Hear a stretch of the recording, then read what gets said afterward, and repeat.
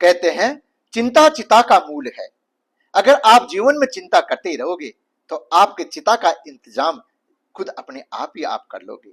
इसलिए इंसान को चिंता करते ही नहीं रहना चाहिए, थोड़ा अच्छा भी सोचना चाहिए।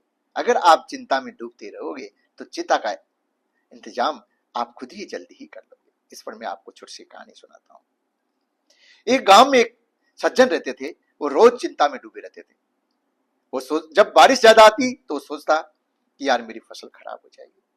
जब सूखा पड़ता तो वो इस चिंता में डूब जाता कि यार मेरी फसल पैदा नहीं होगी। जब मार्केट में मंदी होती तो सोचता यार मेरी फसल के भाव नहीं मिलेंगे। और उसके बहुत ज्यादा फसल हो जाती तो उसको ये चिंता हो जाती कि यार मेरे चोर चुरा ले जाएंगे।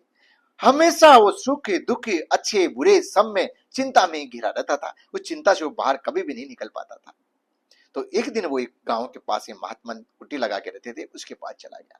उनसे पूछा कि महात्मा मेरी चिंताएं खत्म होती ही नहीं है, मैं हर रोज नई नई चिंताओं में डूब जाता हूं, तो कृपया मेरे को इस दिन से निकलने का उपाय बताए। महात्मा ने उसको जंगल में लेके चला गया और एक छोटा सा पेड़ था जो उगता हुआ था, उसको बोला इसको उखाड़ो। तो उसने तुरंत उखाड़ दिया। थोड़ी देर आगे जाने के बाद तो 1 साल पुराना पेड़ था, उसके लिए बोला इसको उखाड़ो। तो थोड़ा ताकत लगा कि उसको भी उखाड़ दिया। आगे चल के उसने जो पुराना वृक्ष था उसके बोलो कि भाई अब इसको उखाड़ो।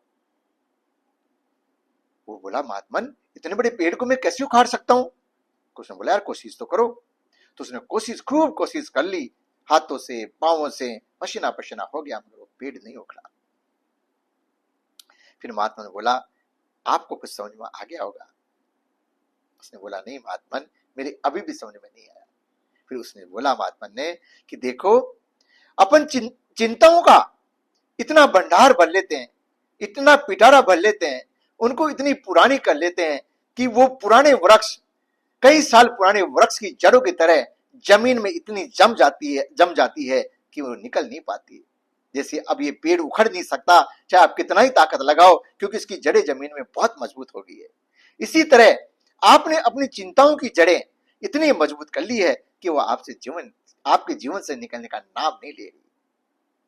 इसलिए आप अपनी चिंताओं को इतनी ज्यादा ना बढ़ाओ कि आपके जीवन को ही वो नष्ट कर दे।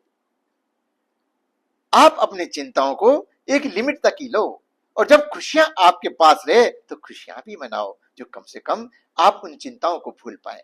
अगर आप ऐसा नहीं करें तो उसी वृक्ष की जड़ों की भांति आपकी चिंताएं इतना घर कर लेगी, इतना जड़ कर लेगी कि आपके पास